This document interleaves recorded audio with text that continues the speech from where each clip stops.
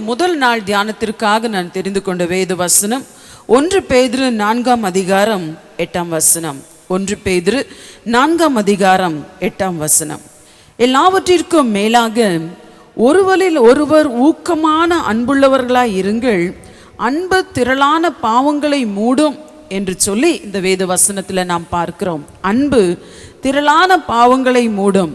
இதை எழுதின பேதுருவினுடைய அனுபவத்தை நாம் பார்ப்போமானால், பேதுருவை குறித்து நீங்கள் பார்ப்பீர்கள். ஆனால் பேதுரு இயேசு ஊழிய ஆரம்ப நாட்களில் இருந்து இயேசுவோடு கூட இருந்த ஒரு சீஷன் என்று நாம் எல்லாருக்கும் தெரியும்.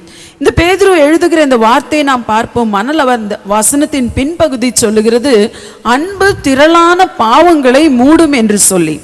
அன்பு எப்படி பாவங்களை மூடும்? இந்த பேதுருவின் அனுபவத்திலிருந்து நாம் பார்ப்போம். ஆனால் இயேசுவோடு கூட அவர் இருந்த நாட்களிலும் சுவிசேஷ பகுதிகளிலும் நாம் பார்ப்போமானால் எப்படி அன்பினால பாவங்கள் மூடப்பட்டது என்று சொல்லி நாம் பார்க்க போகிறோம்.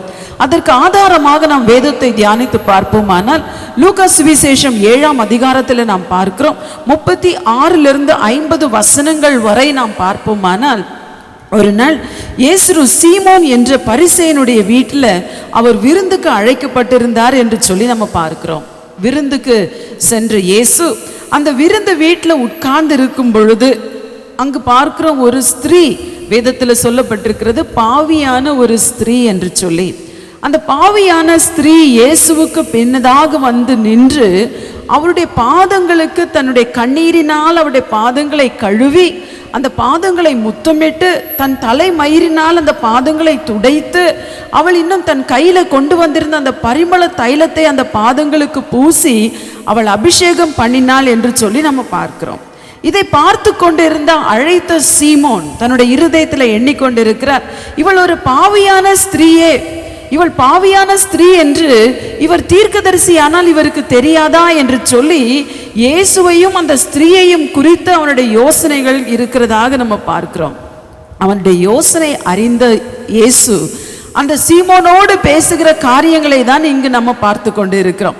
இந்த வசனங்களை நாம் பார்ப்போமானால், இயேசுவை அழைத்த அந்த சீமோன் அவர் எதற்காக அழைத்திருப்பார் நம்ம நினைச்சு பார்த்தீங்கன்னா, ஒருவேளை அவர் இயேசுவினிடத்திலிருந்து ஏதாவது விசேஷ குணங்களை அவர் பார்த்திருக்கலாம், அல்லது இயேசுவினிடத்திலிருந்து அவர் நன்மைகளை பெற்றிருக்கலாம்.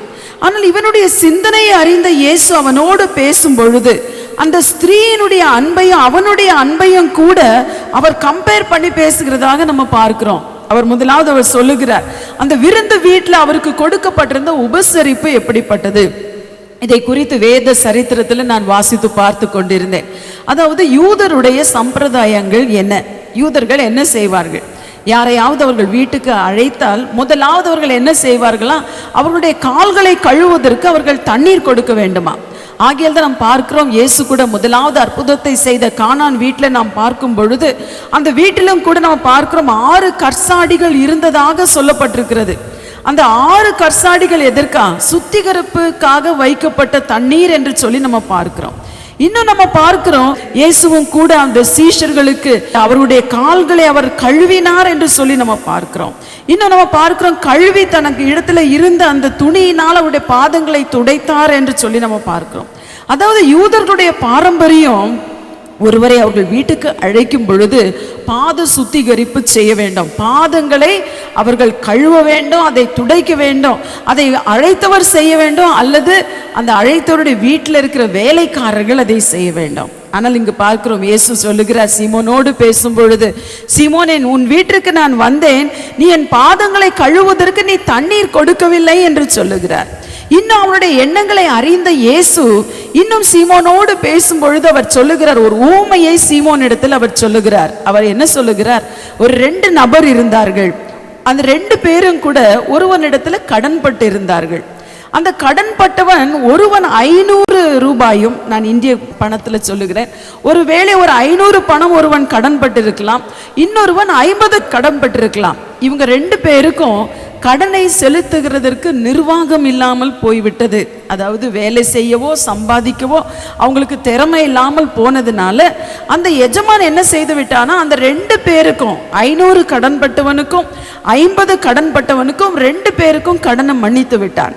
சீமோன் சொல்லுகிறான், எவனுக்கு அதிகமாய் மன்னித்து விட்டானோ அவனே அதிக அன்பாயிருப்பான் என்று நினைக்கிறேன் என்று சொல்லுகிறார். உடனே இயேசு சொல்லுகிறார், நீ சரியாய் நிதானித்தாய் என்று சொல்லுகிறார் என்று நம்ம பார்க்கிறோம். அதாவது சீமோனோடு அவர் பேசும் பொழுது இந்த ஸ்திரீயை குறித்தும் சீமோனுடைய அன்பை குறித்து அவர் பேசுகிறார். அவர் சொல்லுகிறார், இந்த ஸ்திரீ என்னிடத்திலிருந்து எவ்வளவு அதிகமாய் பெற்றுக்கொண்டாலோ அதனால்தான் அவள் அவ்வளவாய் நேசிக்கிறாய் என்பதை உணர்த்தும்படிக்கு அவர் ஒவ்வொன்றாக சொல்லுகிறார். இன்னும் அவர் சொல்லுகிறார், யூதருடைய பாரம்பரியம் ஒருவர் வீட்டுக்கு வரும் பொழுது அவர்களை முதலாவது முத்தத்தோடு வாழ்த்துவார்கள் என்று நம்ம பார்க்கிறோம்.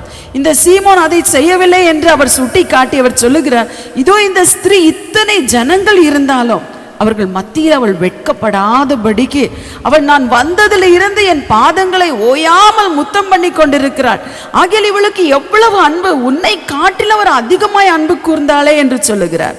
இன்னும் அவர் சொல்லுகிறார், பாருங்கள், என் தலைக்கு நீ எண்ணெய் கொடுக்கவில்லை. மற்றொரு சம்பிரதாயம், யாராவது வீட்டிற்கு வந்தால் அவர்கள் வசதிக்கு ஏற்ப நல்ல வாசனை தைலங்களை அவர்கள் தலையில் அவர்கள் பூசுவார்களாம்.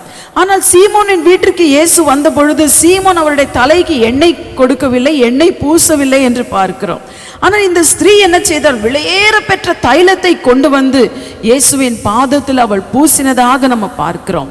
இதற்கு எல்லாம் காரணம் என்ன என்று நாம் யோசித்து பார்த்தால், ஏன் இதை எல்லாம் செய்தால்? இயேசு சொல்லுகிற வார்த்தையின்படி பார்க்கும் பொழுது இயேசு களைப்போடு அன்று அந்த வீட்டிற்கு வந்திருந்தார். அந்த சரித்திரத்தை நான் வாசித்து பார்த்து கொண்டிருந்தேன். கிட்டத்தட்ட 21 மைல் தூரம் அவர் பிரயாணம் செய்து வந்திருந்தார். பிரயாணம் களைப்போடு வந்த இயேசுக்கு செய்ய வேண்டிய எல்லா கடமைகளையும் செய்யாதபடிக்கு விருந்து வீட்டிற்கு அழைத்து சென்று அவனுடைய கடமையை ஏதோ ஒரு சடங்காச்சாரமாக சீமோன் செய்தான். ஆனால் அவரை நேசித்த அந்த ஸ்திரீ ஏன் அவள் அவ்வளவாக அன்பு கூற வேண்டும்? அந்த இயேசுவின் வார்த்தைகள் நம்ம பார்ப்போமானால் அந்த வார்த்தையில் நம்ம பார்க்கிறோம், அதிகமாய் யாருக்கு மன்னித்து விட்டானோ அவன் அதிகமாய் அன்பு கூறுவான். இன்று ஒருவேளை இங்கு வந்திருக்கிற நீங்கள் இருக்கலாம், அல்லது நாங்களாவது இருக்கலாம். ஏன் இதற்காக நாங்கள் இவ்வளவு பிரயாசத்தோடு இந்த ஊழியங்களை செய்ய வேண்டும்? அல்லது இந்த ஊழியத்தை செய்கிறவர்கள் ஏன் அவ்வளவு பிரயாசத்தோடு இந்த ஊழியங்களை செய்கிறார்கள்? என்ன எதிர்பார்ப்போடு இவ்வளவு பெரிய காரியங்களை எல்லாம் கர்த்தருக்கென்று செய்கிறார்கள்? அதற்கு எல்லாம் ஒரே காரணம் என்ன தெரியுமா? எவ்வளவு அதிகமாக நன்மைகளை நாம் பெற்றிருக்கிறோமோ, எவ்வளவு அதிகமாக நாம் மன்னிப்பை பெற்றிருக்கிறோமோ, எவ்வளவு அதிகமாக இயேசுவினிடத்தில் நாம் கிருபைகளை பெற்றிருக்கிறோமோ, அவ்வளவாக நாம் கர்த்தரிடத்தில் என்ன செய்கிறோம்? நாம் அன்பு கூறுகிறோம். இங்க வந்திருக்கிறவங்க எல்லாரும் பாவிகள் கிடையாது. எத்தனையோ வருஷமாக நீங்கள் அநேகம் பேர் கர்த்தரை அறிந்தவர்களாக, அவருக்காக நீங்கள் பக்தி வைராக்கியமாக வாழ வேண்டும் என்று சொல்லி உங்கள் வேலைகளை எல்லாம் துரிதமாக முடித்துவிட்டு நீங்கள் ஓடி வந்திருக்கலாம். ஆகையால் எல்லாரும் இங்கே இருக்கிறவர்கள் எல்லாம் பாவிகள் என்று நான் சொல்ல முடியுமா? நிச்சயமாக சொல்ல முடியாது. ஆனால் வந்திருக்கிற நிறைய பேர் எதற்காக ஓடி வந்திருக்கிறீங்க? ஆண்டுடைய அபிஷேகத்தை பெற்றுக்கொள்ள வேண்டும், ஆண்டுடைய அன்பை ருசித்து கொள்ள வேண்டும், இன்னும் அதிகமாக கர்த்தர் என்னிடத்தில் என்ன பேசுகிறார் என்பதை நான் அறிந்து கொள்ள வேண்டும், கர்த்தர் எனக்காக என்ன வார்த்தையை வைத்திருக்கிறார் என்று கேட்க வேண்டும் என்று வாஞ்சியோடு நீங்கள் வந்திருக்கிறீர்கள். கர்த்தர் எதை பார்க்கிறார்? உங்கள் தியாகமான உங்களுடைய அன்பை அவர் பார்க்கிறார். நீங்கள் எவ்வளவாக அவருக்காக ஓடி வந்திருக்கிறீர்கள் என்று அவர் பார்க்கிறார். உங்களுடைய அன்பை அவர் பார்த்து சொல்லுகிறார், உங்களுடைய அன்பையும் மற்றவருடைய அன்பை என்ன செய்கிறார்? அவர் கம்பேர் செய்து சொல்லுகிறார். இங்க நம்ம நிறைய பேர் இருக்கிறோம், ஒவ்வொருவரும் கூட தேவனை ஒவ்வொரு விதமாக நம்ம அன்பு கூறுகிறோம். சில நேரங்கள் யோசித்து பார்த்தால், இப்ப நீங்க பார்த்தீங்கன்னா யோசித்து பார்த்தீங்கன்னா சில நேரம் என் பிள்ளைகள் சொல்லுவார்கள், கடந்த டிசம்பர் மாதம் எனக்கு தெரிந்த 2வது வாரத்திலிருந்து ஆரம்பமான இந்த ஊழியம் ஒவ்வொரு வாரமும் கூட வெள்ளி சனி ஞாயிறு எவ்வளவாக என்று சொல்ல போனால் ஒவ்வொரு வாரம் ஒவ்வொரு ஊர்ல ஒவ்வொரு நாட்டில் இருந்து ஊழியம் செய்து கொண்டே இருக்கிறோம். ஏன் ரெஸ்ட் எடுக்கிறதுல ஒரு சிலர் கேட்பாங்க, ஏன் நீங்க கொஞ்ச நாள் ரெஸ்ட் எடுக்க கூடாது? நான் என்ன தெரியுமா சொல்லுவேன், நான் ஆண்டவரிடத்திலிருந்து அதிகமான கிருபைகளையும், நான் தேவனிடத்திலிருந்து அதிகமாக மன்னிப்பையும், நான் தேவனிடத்திலிருந்து அதிகமாக நன்மைகளையும் நான் பெற்றிருக்கிறேன். அவர் எனக்கு செய்த உபகாரங்களுக்கு ஈடாக நான் அவருக்கு என்னத்தை செலுத்துவேன்? ரட்சிப்பின் பாத்திரத்தை என் கையில எடுத்துக்கொண்டு அவருடைய நாமத்தை சொல்வதை அல்லாமல் என்னால் வேற என்ன செய்ய முடியும்? நாம் என்ன செய்ய முடியும்? இயேசு நம் ஒவ்வொருடைய இருதயத்தையும் பார்க்கிறார். நாம் எவ்வளவாய் அன்பு கூறுகிறோம், நம்முடைய பாவங்களை குறித்து அவர் பார்ப்பதை காட்டிலும் நாம் எவ்வளவாய் அவரை அன்பு கூர்ந்து நம்ம வந்திருக்கிறோம் என்று சொல்லி அவர் பார்க்கிறார். இங்கே நம்ம பார்க்கிறோம், சீமோனை ஒரு பக்கத்துல பார்த்த இயேசு மறுபக்கத்துல அந்த ஸ்திரீயை அவர் பார்க்கிறார். பார்த்தவர் சொல்லுகிறார், இவள் அதிகமாய் அன்பு கூர்ந்தாளே, என்று சொல்லி அவர் சொல்லுகிறார். ஆதலால் நான் உனக்கு சொல்லுகிறேன், இவள் செய்த அநேக பாவங்கள் மன்னிக்கப்பட்டது, இவள் மிகவும் அன்பு கூர்ந்தாளே என்று சொல்லி அந்த ஸ்திரீயை குறித்து அவர் சாட்சி சொன்னதாக நாம் பார்க்கிறோம். இன்று உங்களை பார்க்கும் பொழுது ஒருவேளை நாம் இன்று எதற்காக வந்திருக்கிறோம்? இயேசுவின் அன்பு எப்படிப்பட்டது? ஒருவேளை இயேசு மன்னித்ததுனால தான் அவள் அன்பு காட்டினாளா? அல்லது அந்த ஸ்திரீ, நான் யோசித்து பார்த்தேன், இயேசுவை குறித்து அவள் கேள்விப்பட்டு இந்த அன்பு காட்டியிருக்க முடியவே முடியாது. அவள் இயேசுவை சந்திக்கிறதுக்கு வர்றதுக்கு முன்னதாகவே அவள் அந்த மன்னிப்பை பெற்ற ஒரு உணர்வு அவளுக்கு வந்ததுனால இந்த இயேசுவின் பாவங்களை எல்லாம் மன்னித்து விட்டாள். அவள் செய்த பாவங்களை குறித்து அங்க எந்த பட்டியலும் கிடையாது. ஆனால் அந்த வீட்டில் இருக்கிறவர்கள் சொல்லுகிறார்கள், இவள் பாவியான ஸ்திரீ. ஒருவேளை இயேசுடைய பாவத்தை முன்னதாகவே எங்கேயாவது மன்னித்திருக்கலாம். ஆனால் அவ்வளவு நன்மையை பெற்ற ஸ்திரீ தான் என்ன செய்ய முடியும்? இயேசுவினிடத்தில் அந்த அன்பை காட்ட முடியும். ஆகியால் தான் அவள் ஓடி வருகிறாள், பரிமள தைலத்தோடு ஓடி வருகிறாள். அவளுடைய காலை கழுவும்படி அவளிடத்துல தண்ணீர் இல்லை, ஆனா அவகிட்ட இருந்தது என்னது? கண்ணீர் இருந்தது. அந்த கண்ணீரை இயேசுவின் பாதத்தில் அவள் ஊற்றுகிறாள். அவளுடைய அன்பை அவர் பார்க்கிறார். என் மகள் எவ்வளவாய் அன்பு கூறுகிறாள், இந்த பெண்ணின் இடத்துல எவ்வளவாய் அன்பு கூறுகிறாள் என்று பார்த்து அவர் சொல்லுகிறார், என் மகளே, உன் விசுவாசம் உன்னை ரட்சித்தது, உன் பாவங்கள் எல்லாம் உனக்கு மன்னிக்கப்பட்டது என்று சொல்லி மீண்டும் ஒரு கன்ஃபர்மேஷன் மறுபடியும் அவளிடத்தில் அவர் சொல்லுகிறதை நாம் பார்க்கிறோம். இன்று நாம் என்னத்தை இயேசுவினிடத்தில் நாம் பெற்றுக்கொண்டு இருக்கிறோம்? ஒருவேளை நாம் அவரிடத்தில் அன்பு கூர்ந்ததுனால அவர் நம்முடைய பாவங்களை அவர் மன்னிக்கிறது இல்லை. ஒருவேளை நீங்க நினைக்கலாம், அந்த ஸ்திரீனுடைய அந்த ஊமையை நாம் பார்க்கும் பொழுது அவள் அவ்வளவாக செய்ததுனால இயேசு மன்னித்தார் என்று. ஆனால் அது உண்மை கிடையாது. அவளுடைய அன்பை பார்த்து மறுபடியும் சொல்லுகிறார், உன்னுடைய விசுவாசம் பெரியது, உன்னுடைய விசுவாசத்தின்படி உன் பாவத்தை மன்னித்திருக்கிறேன் என்று சொல்லி. ஆனால் அதற்கு முன்னதாகவே இயேசு அவளை எந்த கண்டிஷனும் இல்லாமல் அவளை மன்னித்து விட்டார் என்பதுதான் அந்த ஒரு ஊமையில நாம் பார்க்கிறோம். இயேசுவும் கூட இந்த பூமிக்கு வருகிறதற்கு முன்னதாக அவர் எதற்காக இந்த பூமிக்கு வந்தார்? நீங்க நாம எல்லாம் ஏதாவது செய்ததுனால அவர் வந்தாரா? அல்லது நம்ம அவருக்கு ஏதாவது காணிக்கை கொடுத்ததுனால அவர் பூமிக்கு வந்தாரா? அல்லது நம்ம பாவம் மன்னிக்கப்படும்படிக்கு நாம் எதையாவது அவருக்கு செய்ததுனால நம் பாவத்தை அவர் மன்னிக்கிறாரா? வேதம் சொல்லுகிறது, யோவான் சுவிசேஷம் 3ஆம் அதிகாரம் 16ஆம் வசனத்துல நாம் பார்க்கிறோம், தேவன் தம்முடைய ஒரே பேரான குமாரனை விசுவாசிக்கிறவன் எவனோ அவன் கெட்டு போகாமல் நித்திய ஜீவனை அடையும்படிக்கு அவரை உலகத்திற்கு தந்தருளி என்று சொல்லி நாம் பார்க்கிறோம்.